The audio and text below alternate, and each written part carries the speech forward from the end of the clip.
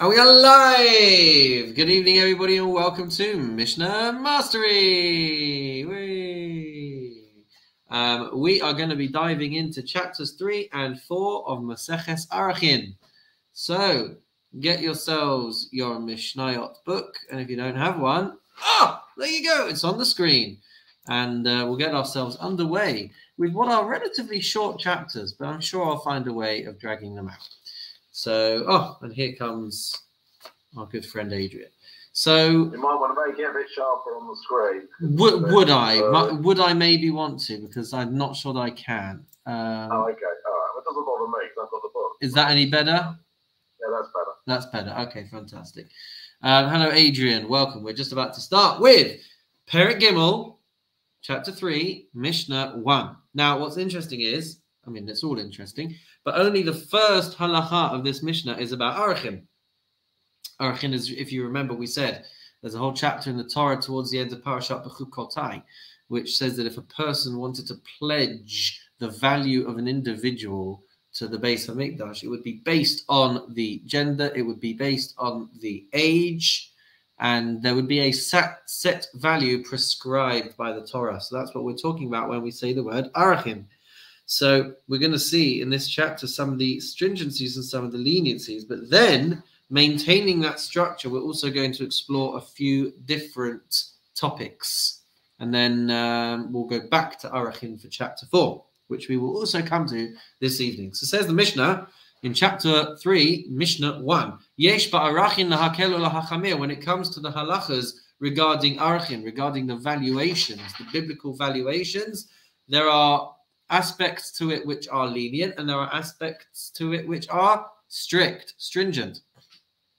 Bistei achuza lahakel ulahachamir. When it comes to the halachas regarding an ancestral field, which we'll explain soon, there are aspects which are lenient and aspects which are strict. B'shor hamuad shehemis es ha'eved. The halachas regarding an ox, which is says there on the screen forewarned, but what it means is that it has established a pattern of damage, of danger to other people on account of the fact that it has historically injured people. So it has a status of a shor hamuad. And so with regards to the halachas, when a shor hamuad kills a Canaanite slave, there are aspects which are lenient and there are aspects which are strict. Ba'ones of a mafata of a motzi shemra lahakil lahachamir. With regards to the halachas of somebody who violates a woman, of a mafata, or seduces, of a motzi shemra, or who defames and spreads vicious information, incriminating information about a woman, there are halachas which will be strict and others which will be lenient. So we start first of all, says the Mishnah, with Erchin. Yesh ba'arachin lahakelu lahachamir. When we say that there are aspects to the halachas of Erchin which are strict and lenient, what do we mean? Ketzad? Echad sheherich es hano'er shebi Yisrael ve'es ha'ka'ur shebi Yisrael nosen chamishim salah.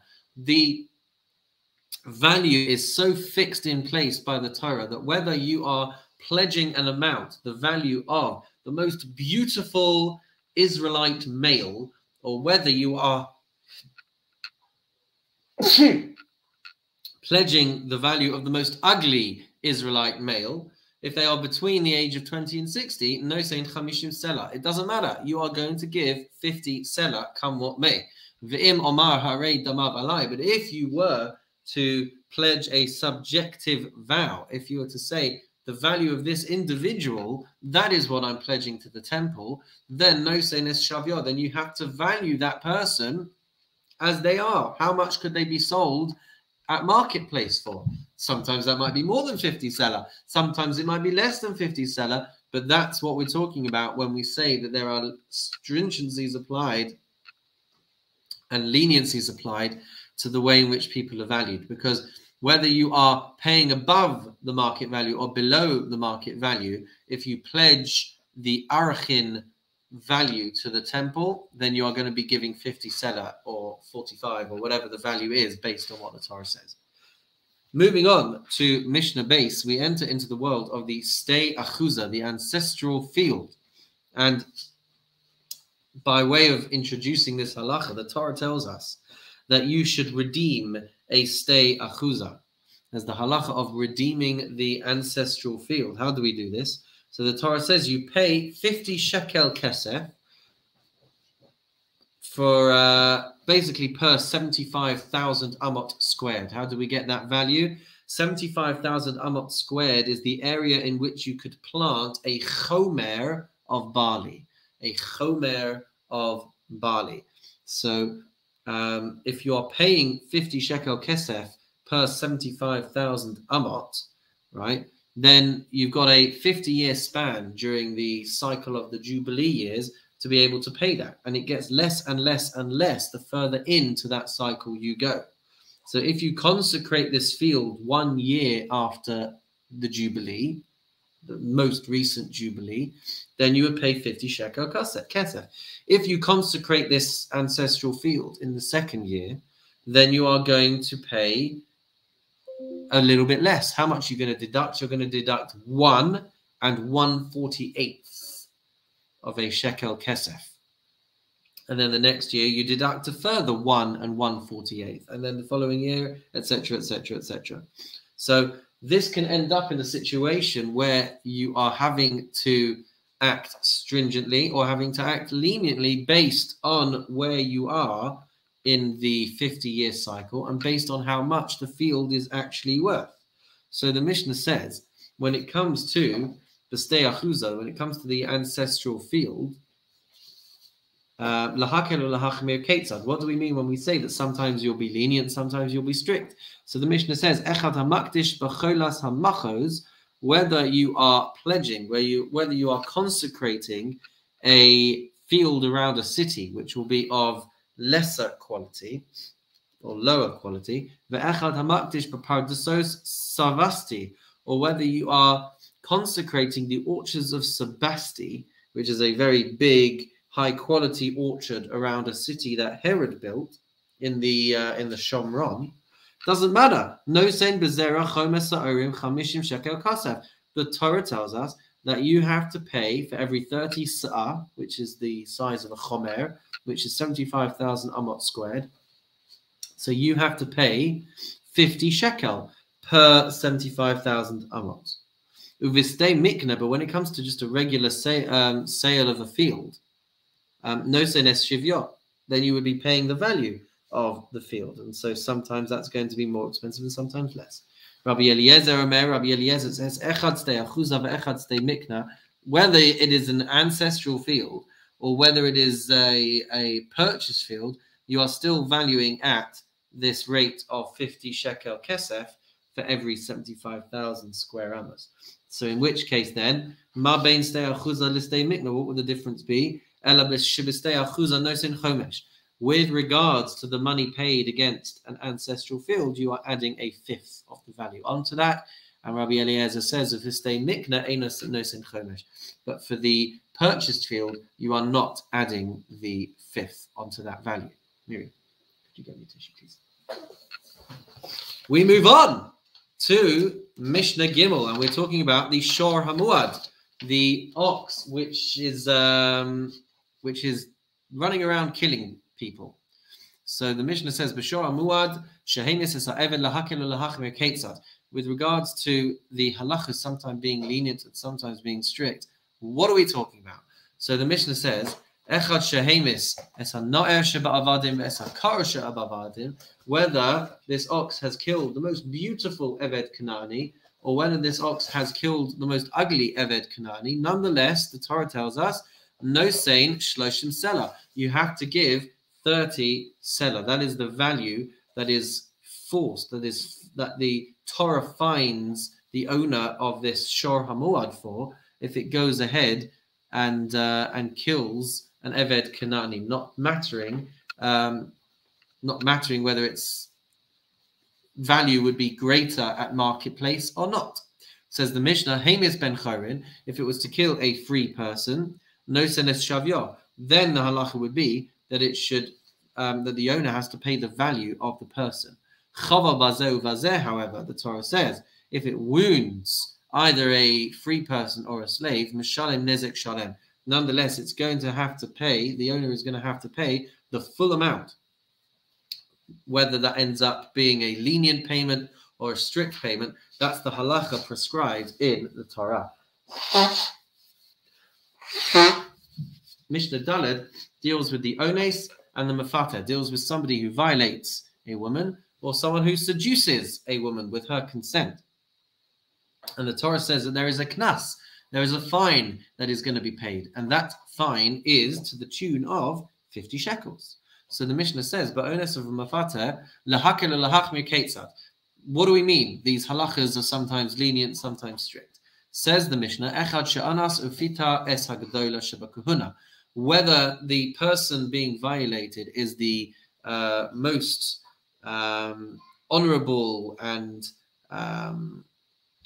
whether she is the most prestigious woman on the planet, or amongst the Jewish people, I should say, or v'yesaktana, or whether she is the most insignificant woman amongst the Jewish people, no sein chamishim selah. Nonetheless, the knas, the fine, which this person is going to have to pay, is 50 shekels. Separately to this, by the way, they would also have to pay other damages, other categories of damage, for want of a better word. There's the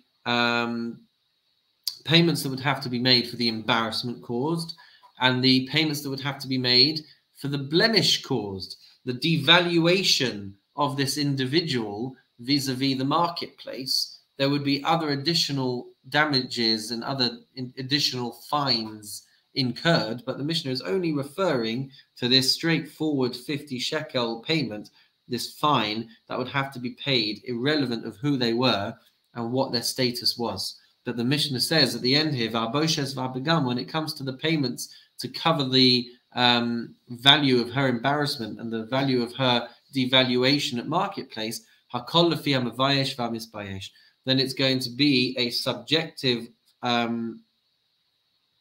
value which is going to have to be calculated. So whereas this other first value of 50 shekels is fixed, these other categories of damage payments are going to be subjective. They're going to be based on who it was that was embarrassing, who it was that got embarrassed, that got violated, who it was, what the circumstances were. That's all going to play a part in these other payments that the perpetrator would be punished with. But that's not the subject of the Mishnah at hand. It's talking about the fixed payment. And finally, Mishnah Hey. That sounds like a shofar, even though the logo doesn't. Where are we? Oh, I'm sorry. I didn't have that Mishnah on the screen for you. And finally, Mishnah Hey, the final Mishnah of our Perek, the fines incurred by someone who spreads and defames a woman. So b'motzi shemra lahakel lahachmir, that is going to have strict applications and lenient applications. Ketzad, asks the Mishnah, how is this so? Echad shahosi shemra l'gdola shebakuhuna, whether you are spreading these words about the greatest priestly Jewess in the world, v'al katana shabi Israel, or whether it's the lowliest Israelite, no sein me'asala. The Torah says that if you claim, for example, that your wife has cheated on you, and then you are found to have lied, so then there is a fine of 100 shekels. 100 shekels? Hang on a minute. The previous Mishnah was somebody who violated someone, was someone who seduced someone. How can you go telling me now that that's going to be half the amount of someone who spreads and defames another woman?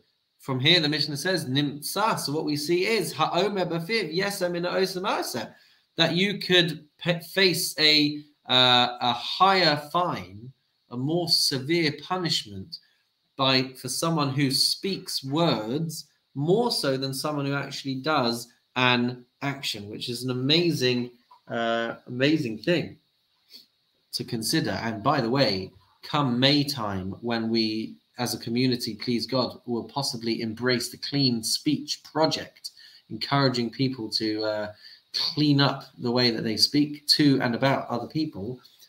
This is something worth keeping in mind, that the penalty for someone who speaks can sometimes be worse than someone who does an action. That's how powerful our speech is. Shekain matzinu, we see a biblical precedent. Shalom nechtam gezar din ala v'oseinu b'midbar ela al lashon hara. It was only when the Jewish people spoke lashon hara, the chet hamaraglim, the episode of the 10 spies coming back with the negative report about the land of Israel, that was when Hashem sealed the decree that our ancestors were going to have to spend 40 years in the desert. Shene'emar, as it says in Bamidbar, Vayanasu osi ze ese pa'amim v'lo shamu b'koli, because they have tested me these 10 times. But ze is in reference to this being the one that really capped it all off. This is the episode that really got my goat.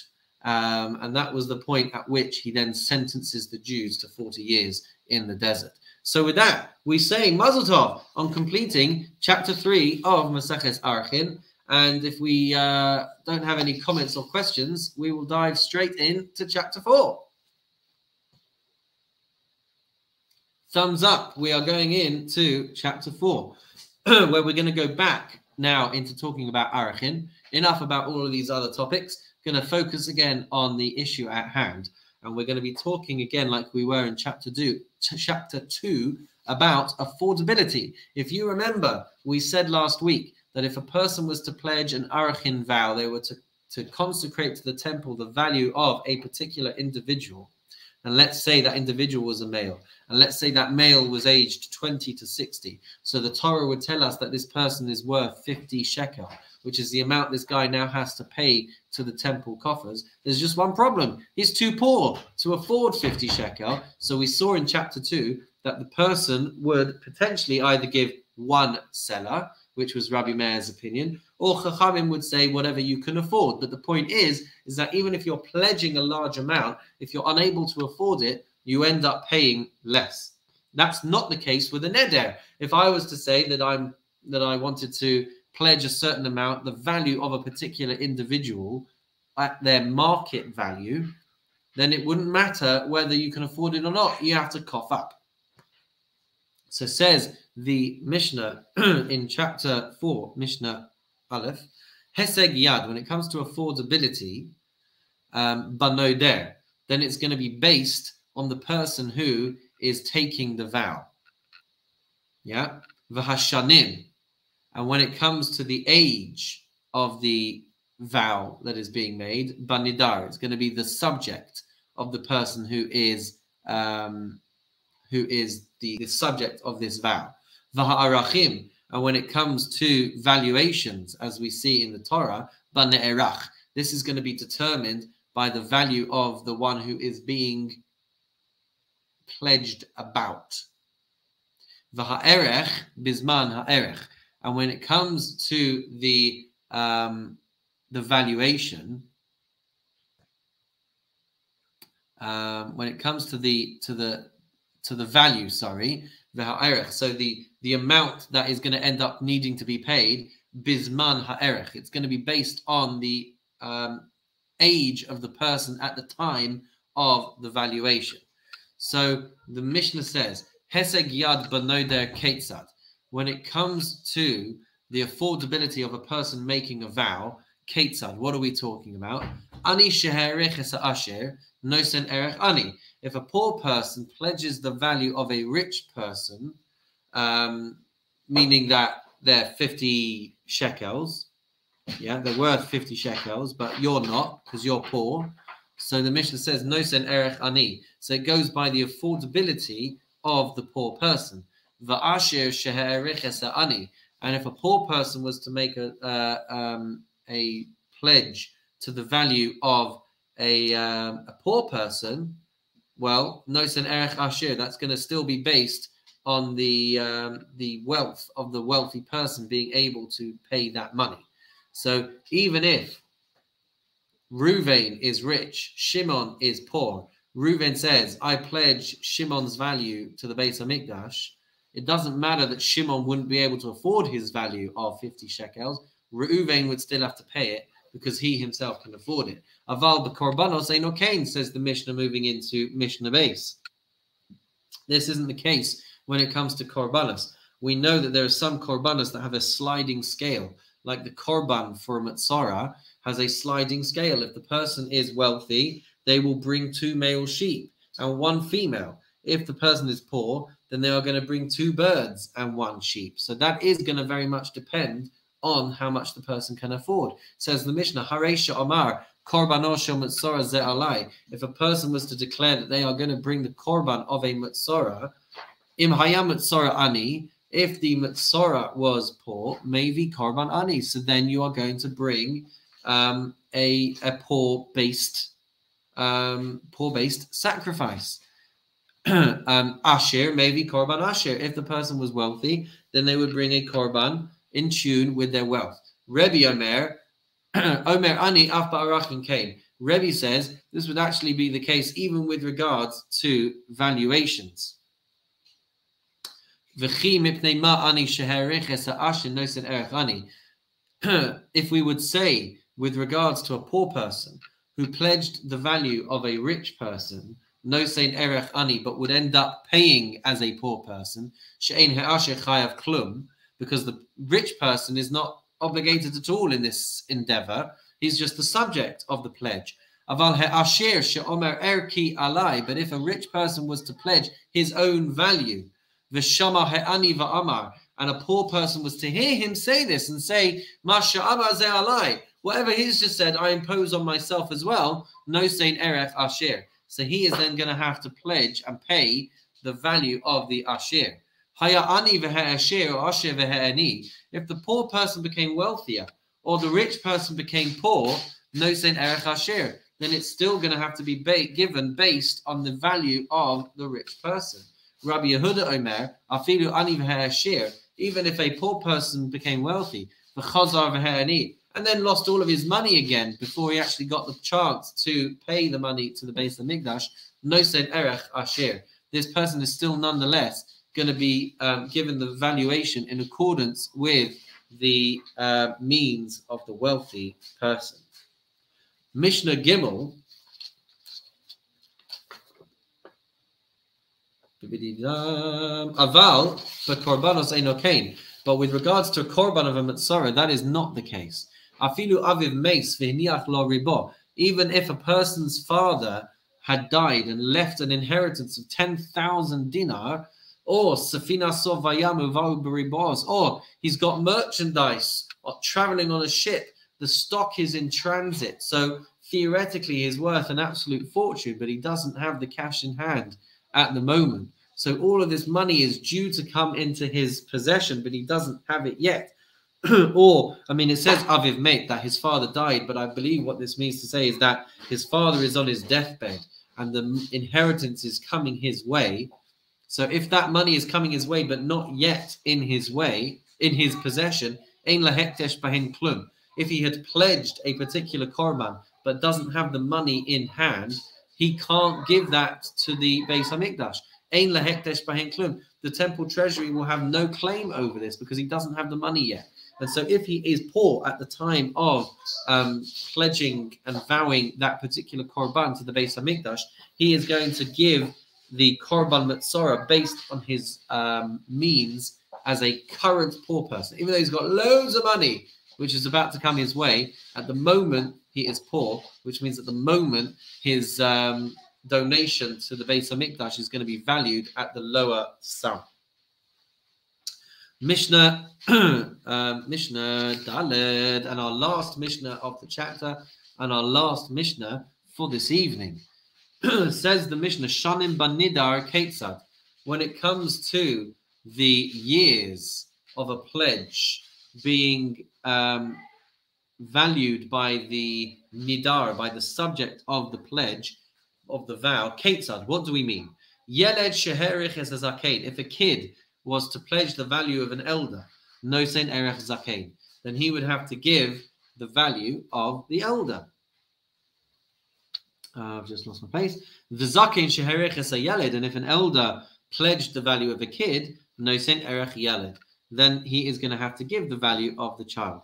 Va'arachim ba'nerach ketzad, asks the Mishnah, when it comes to arachim being pledged to the Beis HaMikdash and the gender being based on the subject of the pledge, what do we mean?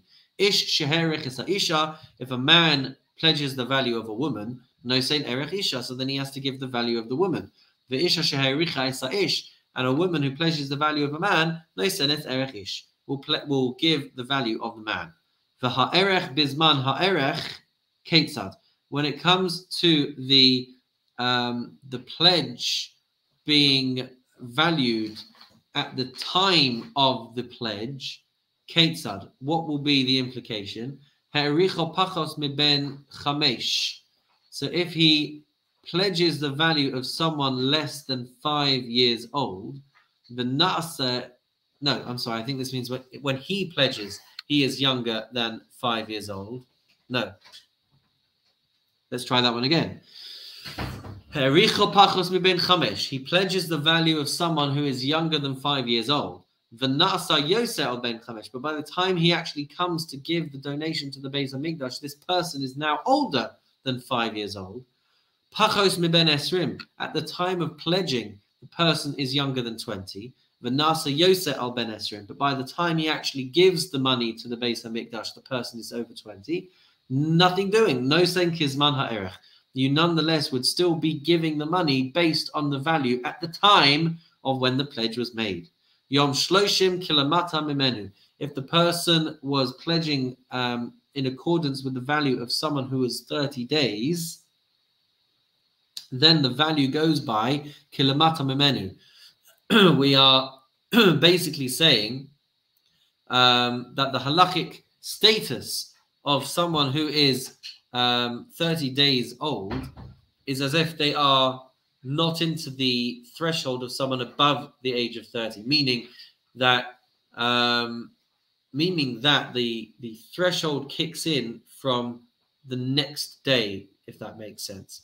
So when we say that someone is aged 30 days and up, it means from the 31st day. So if you pledged someone who was 30 days, then we go down, in which case it's not even valid because 30 days is the minimum.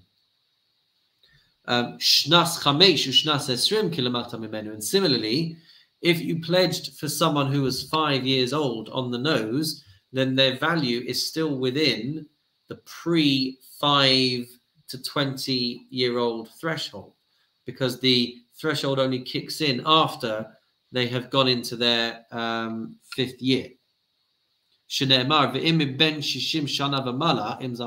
When the verse says that the person must be from the age of 60 and upwards and male, from that point and onwards, that's what the Torah is saying it actually applies, meaning just like the 60th year, right? If you pledge at someone who is 60, so then they're still within the age bracket of the 20 to 60, right? They're not in the above 60 bracket. So if that's the case for someone who is 60, that's going to be the same for someone 5 years old and someone 20 years old. That's the position in the first part of our Mishnah. Asks the Mishnah, hey, is that the case? Really? Is that so? If we are going to apply that, then we are going to say that for someone who is 60 and younger, that's going to be a strict application, because you want to pledge the value of a 60-year-old thinking that's going to be this elder age bracket, but really you're having to pay more because 20 to 60 is a higher value. So then so then we're going to find that you're being lenient with regards to these other payments, because you are trying to give a higher amount and you are now paying less because they are still in the lower age bracket. Talmud Lomar, Shana Shana leGezerah Shava. The Mishnah says there's a Gezerah Shava. There's a comparison between the word Shana in one place to Shana in another place. Mashana ha'amura b'shnas shishim kilamata mimenu. Just like when we say Shana, with regards to a 60-year-old, it means 60 and younger. Afshana ha'amura b'shnas 5 u'shnas 20 kilamata mimenu bein lahakel bein lahachmir. So yeah, so that would seem to be the case. That would seem to be the position of the Mishnah, that just like a 60-year-old who is still within this expensive age bracket because we're going below the threshold. So for someone who is 5 and for someone who is 20, we're also saying up until that point, bein lahakel bein lahachmir, whether you end up owing less or whether you end up owing more, that's what the halacha is supposed to be according to this position in the Mishnah. Rabbi Elazar comes along and says that the threshold is not as clear cut. In fact, it's even stranger. There's actually a month's leeway where they are going to have their halachic status of the age band before them. So if they are 5 years old and 12 days, right? So then they're still going to be in that previous age bracket. If they are 5 years old and 29 days, they're going to still be within that previous age bracket because it only actually kicks in 1 month into that next age bracket, according to Rabbi Eliezer. So mazel tov, everybody, on completing chapter 4. And that's all we've got time for this week. So join me next week when we will go into the exciting world of chapter 5 and chapter 6. And in the meantime, have a wonderful